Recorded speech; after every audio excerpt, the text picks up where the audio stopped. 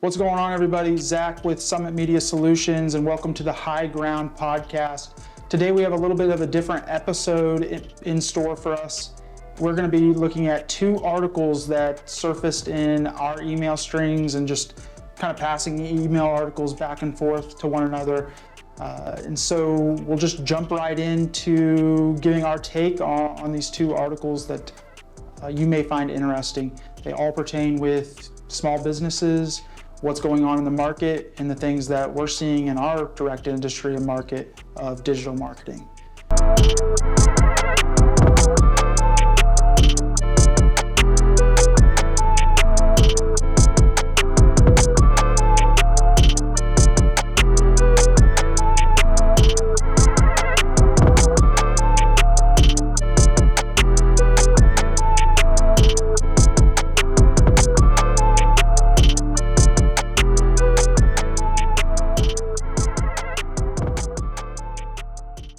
And so, one of the articles is mom and pop shops are cutting software spending, creating jitters on Wall Street. And we're having a lot of conversations with our clients. And so this resonated with us, particularly because we're having these conversations where they're cutting the different systems that they're just are not finding useful. And they're getting bogged down with all of the different subscriptions and seat-based and all of these different things. And those put a strain on small business as much as they empower them and scale their companies, right?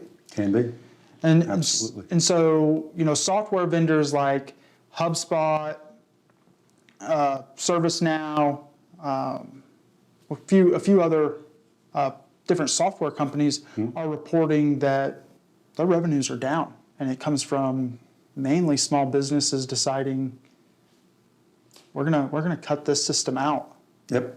There's actually, Zach, we're going through that right now. So very, very typical. Again, we're a 22-year-old company.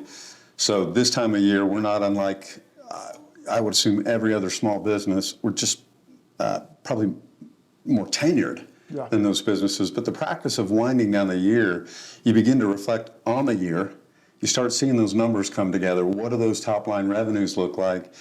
But not about anything, but the equal importance is our efficiencies, our operating, our cost to generate those revenues is what I'm trying to say. And so we look line item by line item, and nature of being in business and people, we tend to build. Mm-hmm. So we build systems, and with software in particular, there's redundancies a lot of times because we're buying packages because that's the way they're offered to us, and we really don't have choices, so we've got redundancies. And then we're layering systems on systems, and what we're experiencing here in review is we've got those redundancies, we've got those systems, we're growth-minded, we build those sophistications, layer them in, and then we actually become counterproductive in some areas. And some of those needs, as we evolve our processes, age out. Yeah. So it could have been a year ago that we invested in a software program that had 2 or 3 competencies. We were really after 1 or 2 of them primarily, and we see that the other 2, and maybe even one of those ones, have aged out because we've improved our process. Right. Yeah. So, food for thought. What we read in the article is an example of a couple young tech guys. I believe they were with Microsoft. They were bringing a solution to coffee shops for billing, et cetera, multiple functions within a coffee shop. And if I read this correctly, they ran up to 12 or 15 different software solutions. Yeah.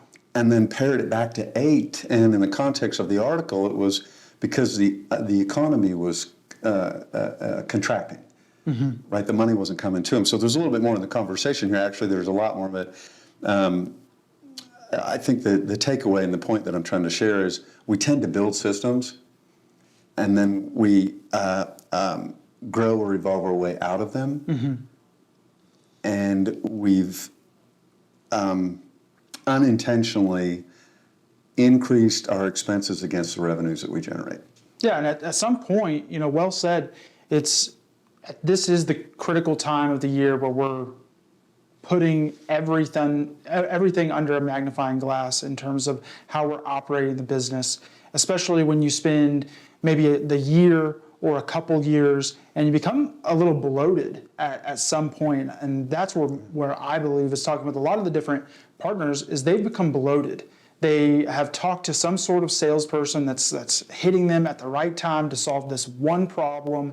Well, they have this one problem, but they have this problem, so they purchased maybe 6 months ago this solution to solve this problem, and then when you look at your budget at the end of the year, you're like, holy moly! Just like in our personal life, you subscribe to Netflix and you subscribe to YouTube TV, and then you're like, what have I done? Man, I'm spending $500 on all these solutions to watch TV or to manage these solutions. It's the same thing in business when you have all of these different software solutions and subscriptions. They're seat-based, and so as you scale your company, you not only have the expense of your employees' payroll, but now you have to make sure that they have a seat in this software.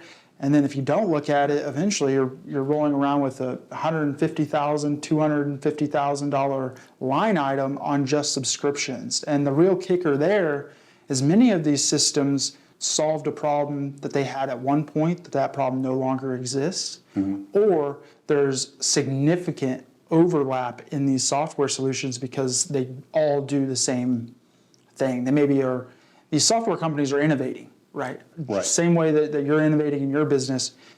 And so what they didn't have, they now have, and now you have a kind of a monstrosity of subscriptions putting an unbearable weight on these small companies. Absolutely. And one of the key points is that what we've seen, we've experienced here is they are not interoperable.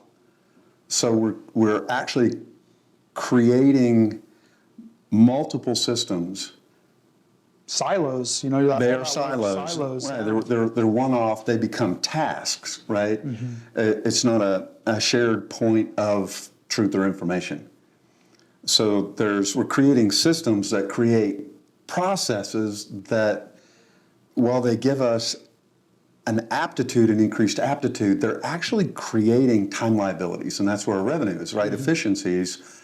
You've heard me say lately, when we gain, in particular, into the stack of AI technology that we have, and we're in this inflection point where we're actually changing our processes internally. What am I trying to say? We've got systems that are aging out. We inadvertently created tasks and requirements for us to utilize these different softwares, but not from one point. We're looking to solve that with AI solutions for sure. So it's not so efficient. I guess where I was going also is the efficiencies that we gain every dollar flow directly to the bottom line, with one exception. Is the cost of that time against another piece, or the opportunity to generate revenue at that same time doing something else. So one is efficiencies, the other one is we're going to scale and we're going to bring more revenue in. Right. Because there's not 2 hours, for you've got to watch your time, is what I'm saying. Yeah, and that's something that, in my role, particularly in the operations side, there's your role as being the CEO, that you're also looking at these things through a microscope and trying to drill down. But operationally, what we had found, we had a lot of solutions, and we purchased more solutions this year. We also cut some solutions, and in 2025, we're no different than the people in these articles speaking of what they are intending to do. There was so much overlap between the 5 systems to where this one does emails and this one does emails and this one does emails, and you're paying for those solutions, and it's like, well, how can we really strip this down to first principles and look at this objectively and saying, this solution is doing what we're using this solution for, let's cut that one. And then you'll have people in your leadership that are like, well, we need this system for this because of this reason. Well, it's like, this solution over here also does that. And now you have this rating scale of, does it do it 100% as well as the other one, or does it do it 80% or 60%? And if it does it 60% better, and you're kind of removing that dead weight and you're kind of moving into this one system, you've gained that operational efficiency because you don't have to have processes and procedures and have your employees and the training having to deal with 1, 2, 3, 4, 5 systems to get a very simple task done. Yep. We've got to cut overhead. At the end of the day, is we need to generate more as businesses, and I'm not just talking specifically about Summit. Again, we're 22 years old, and we're a very deliberate crew organization. We've got 4 or 5 thought leaders, managers, if you will, or department heads, and one of the points you bring up, this comes to mind, is the software solutions that we bring in. We see the world through our own lens, if you will. Yeah. So while we're a team, we still have our own individual positions. And we do tend to build systems within systems that help us and support us, right? Now we're dependent on each other until a point in time where one of these pieces of software, which is overhead, needs to be pulled out. And then all of a sudden it's impacting 3 or 4 people, and it impacts the whole of our operation. And anyway, that would be the point. We've got to gain efficiencies, and it's not so much by gaining software. We'll see with AI what kind of solutions we can put together where we're streamlining process between seats, between departments, and then we're really gaining those efficiencies, and every one of those dollars truly is falling to the bottom line as a dollar. There's no cost against gaining an efficiency, if you will, by improving the process. That's a good way to put it. Yeah, and so in consolidating this, moving the dead weight, you hit on a key point of stringing the systems together to create that efficiency. Right. And through our experience, we are working and buying different software solutions, trying to try them out for ourselves and whether these are good solutions to recommend to our partners as they're trying to scale in very similar ways as we are. Everybody says that they integrate with said system and this system and this. It is not as easy, so don't let a salesperson trying to push their software solution on you come in and say, oh, well, we integrate with this system. And through our experience, they never work in the way that it's presented, ever. It is way more complicated, there's way more steps, and that's the beauty about the AI. And what we're able to do is, without AI, it was a very debilitating process to get these accesses to APIs and set up coding and get these different things to fire off different tasks. With AI, it's simplified a lot of that. And being able to get into one system, one CRM system that also can do your email marketing, that can also handle and provide you insights on your SEO, that can also help you out with your website and responding to reviews and different things. And that's the ecosystem that we are currently developing. Is let's take the best pieces from all of these different solutions and consolidate them into one piece of software, because business owners do not have the time nor the capacity or the ability to put a developer on payroll to get these pieces of efficiency. So consolidating these down into this one ultimate solution really simplifies things. And oh, by the way, you don't have to pay per seat. And you don't have to pay for this feature and this feature and this feature. And that's where you really start to see the bloatedness come from, is the little, I don't know, they're like little money grabs at every turn. And you're like, oh, I need this. And it's just like picking up candy bars at the checkout counter. It's like, oh, candy bar. Next thing you know, you're 600 pounds. Oh, yeah, and you're $25 every time you go through for a bunch of candy. Some reflecting as I listen to you, and I think what do we hope to offer to the people that are watching this is our experiences and articulating them the best way that we can, right? So I'm just sharing experience. What comes to mind is one of the monster software programs that was mentioned in I think it was an MSNBC article, right? It's a credible source.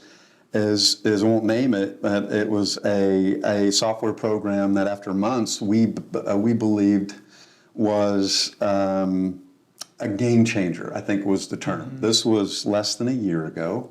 I'm going to swing back to another point, and then I'll get back to where you were. And we did our research.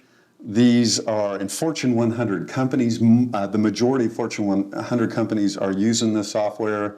So we're super excited. It's very sophisticated, overly. Now, what we're determining, it was just really too much. So the learning curve, one of the points was the learning curve for our team was very difficult. So we're investing time to get through a learning curve to use a piece of software that we couldn't use all of it. So we had an expense against the software. We had an expense against the lost opportunities of sales while we were training. Yeah. Right. So whatever and it was a solid 5-figure number, right? For thankfully a 1-year commitment.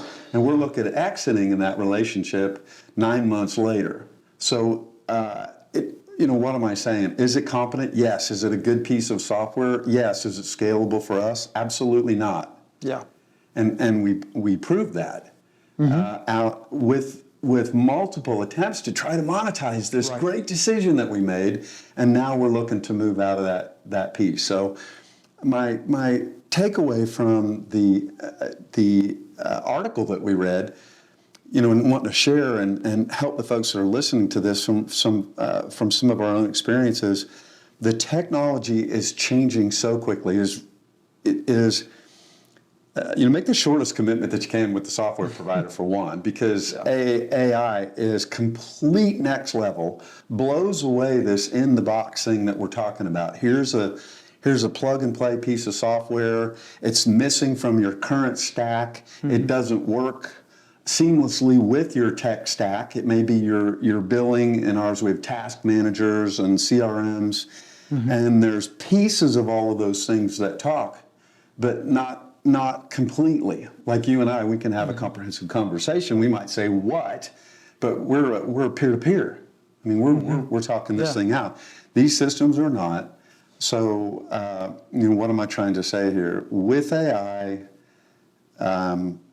we've got the opportunity to continue to discover how to make all of these pieces of these competencies, and I'm alluding to a short list, is how do we make them truly interoperable?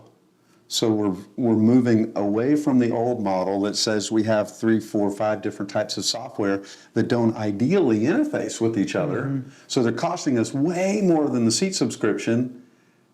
Yeah. Right? We're moving towards something that we're pretty excited about, is to have one point of truth. Single system. And sharing all information that is valid at that point in time, a single system. And I think it's a good thing. There's so much more to this conversation, but the point is, it's possible.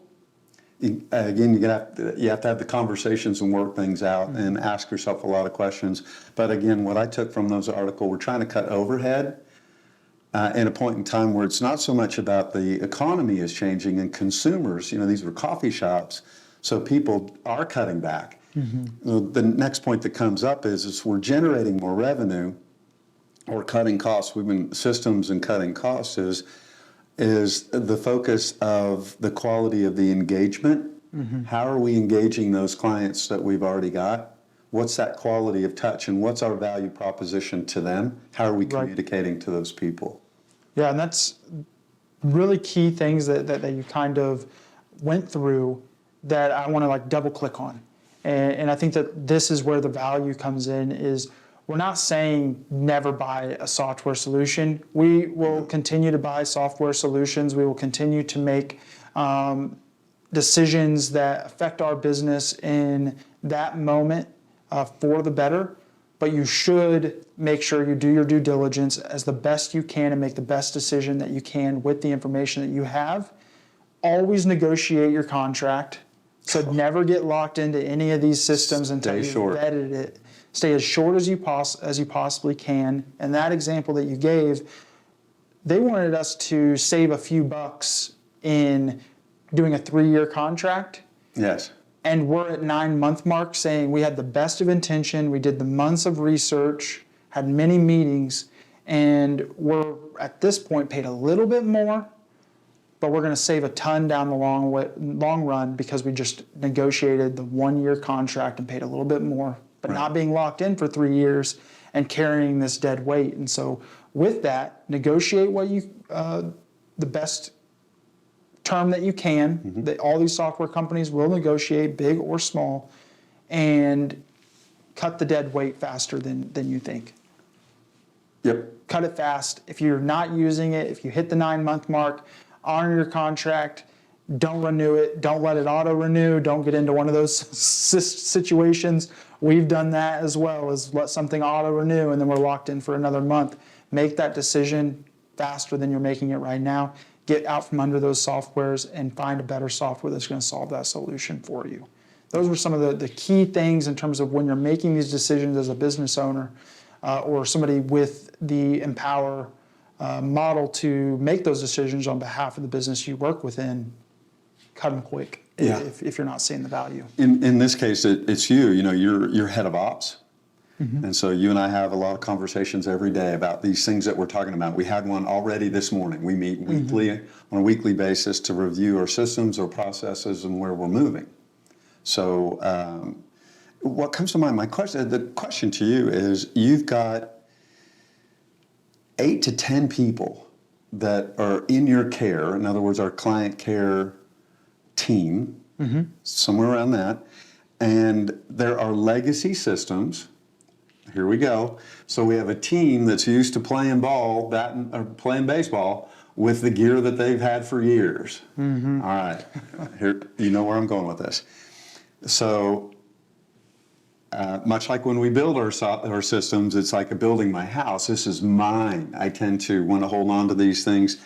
And that's all I know, man. I know where the furniture is in my house. I could turn the lights off and I can still go through the living room, and you're about to change things on me. Or you are already moving things.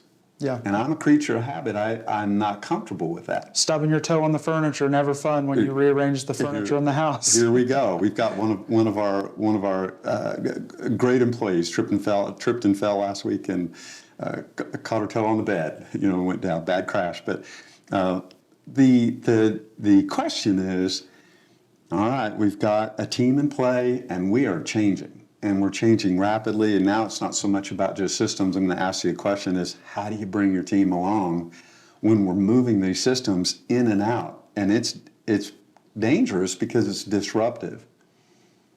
Would you mind sharing some of, this is not an easy situation for you, is how do you put new tools in somebody's hands, get them through the training, and let them know that change is just part of what we do here, and actually have them buy in and come along? Yeah. How does this work? Could you just speak into that?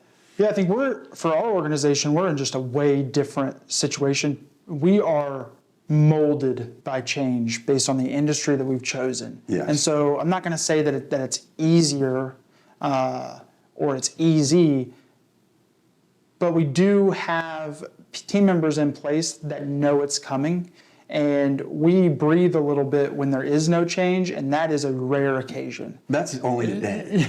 That's a rare a pretty short period of occasion time. when we can kind of take some time to decompress. So it is a little bit easier because our people are vetted to expect change. But when we're talking with them, we always want to cast the vision for them early. Right. So when you're thinking about changing your software, it is bring them into the conversation, not by committee, but cast that vision of what their life will be like as early as you make the decision.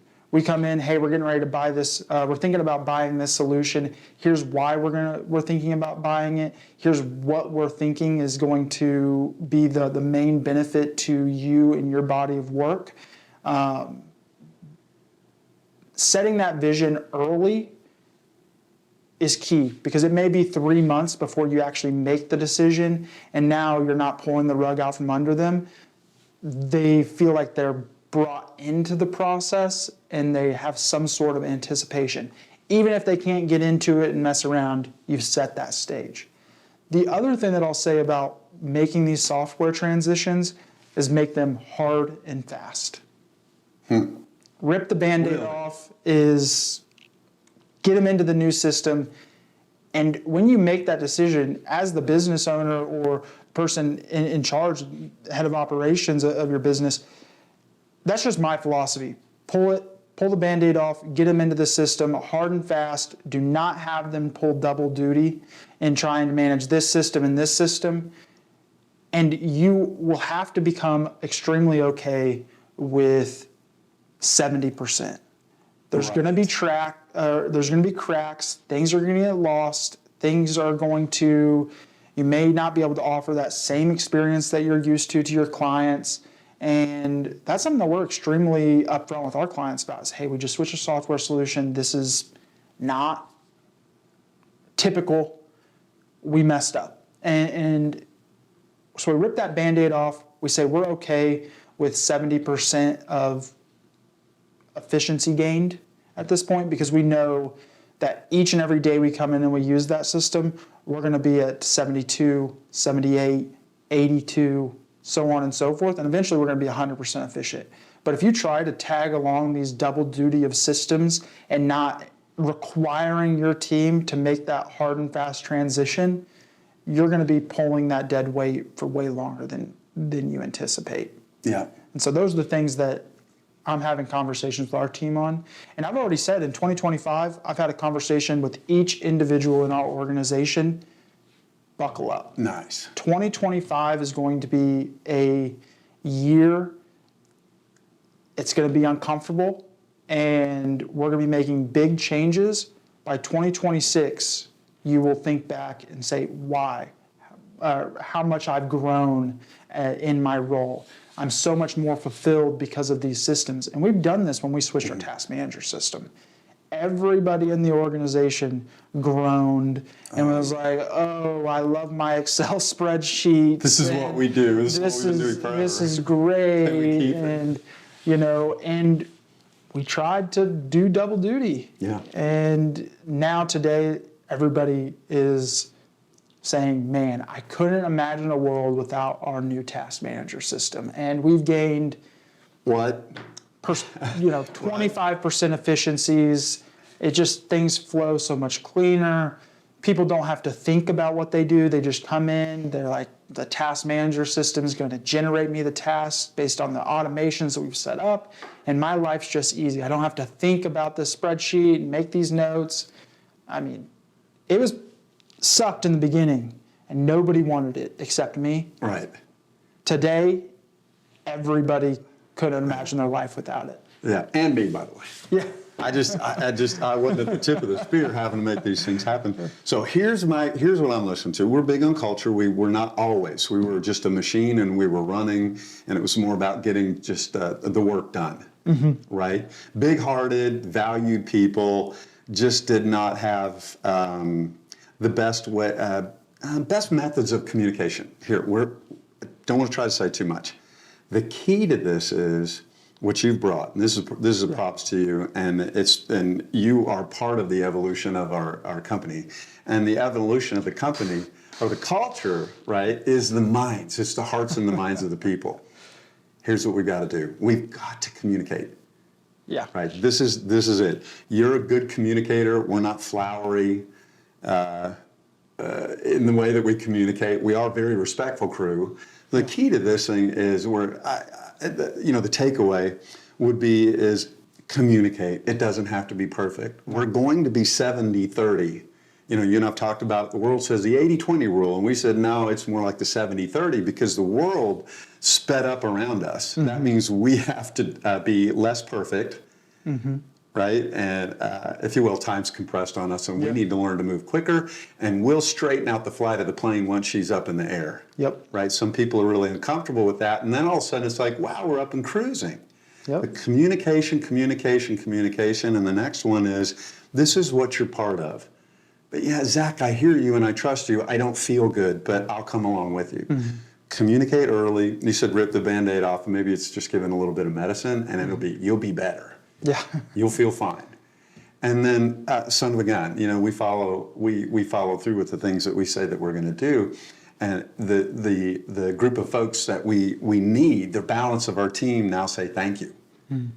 Right? And so what we've done is we condition them to a system of thinking. Yeah, it's a big thing. Communication. Big thing that you say there is like, when we make these decisions, this isn't a decision that require teams buy-in. So we start We do. We inform them. We ask. We try to make a decision. But once that decision is made, there is no going back. There is no exception to keep your spreadsheets. You are in the system. You are 100% invested. It is not a decision that we allow other people to make. Otherwise, people are just going to revert back to their old ways. And that's not an attack on any person. That's just human nature. We call that, what we've learned is, you see this old Kansas City Chiefs model, they had a run by committee and they never won. They would make it to the playoffs and then not. They wouldn't get through the thing, and it was just too many voices. So what we do is we need to communicate well. We need to help people and respect that there is discomfort in this, and then guide them through the process quickly. Right, but ultimately, there's the other point would be is the people that we're asking to come along, they lose confidence in us if ultimately we don't make that decision and we express it very clearly. It's more offering a chance to say, hey, grab my hand, we're going to walk down here. We're not going to go left or right, we're going down here, but come along, I'll meet you where you are right now and walk into this, right? Yeah. So what we're talking about, again, everything is AI. We're well positioned to provide a lot of solutions to other businesses. It's the nature of our business, but we need to enlist these AI solutions in lieu of software programs that limited us, as we talked about earlier, and that's going to mess with people in our camp. Yeah. Right, and how do we lead them into a better tomorrow? It's through communication, and you're key with that. Yeah, you're 100% spot on. The change is never easy. Make the decision, fail forward. There's a lot of key buckets in here. And what we're able to talk about and how we're able to talk about this in this manner for our organization and how we talk to our partners about this is in a very similar way. And it really boils down to, this is one ingredient in the cake. And we're only able to make these hard and fast decisions and be able to include different people because we all have established the culture here. And that's going to be something that in future episodes, we're going to be diving into the culture of Summit and how we lead by example. When people come into our office and we're having these conversations, we hear it all the time. The culture is just different here. You guys seem very professional. You guys are spot on. You guys are consultants. You guys are not you're not a marketing company. You don't make it seem like that. You're not braggy or driving by an ego because you've done all of this great work. It's like, we want your business to win. So again, this is just one ingredient of how we can make these decisions in our operation, and it's just based on how we roll. And so for the audience, hopefully you guys got some good tidbits from us kind of collaborating on this or riffing on this article that we identified and read. And I think there's some really good buckets in here if you're a small business looking at their software solutions, trying to find a software solution, trying to figure out which one's right for you. Reach out to us. We're happy to chat with you about that and hopefully help you make the best decision to run your business and solve those problems. This is another great episode. Thanks for hanging out with Thank you, sir. me, Todd, and great insights. Good stuff, bro. Have a good one, guys. Next time.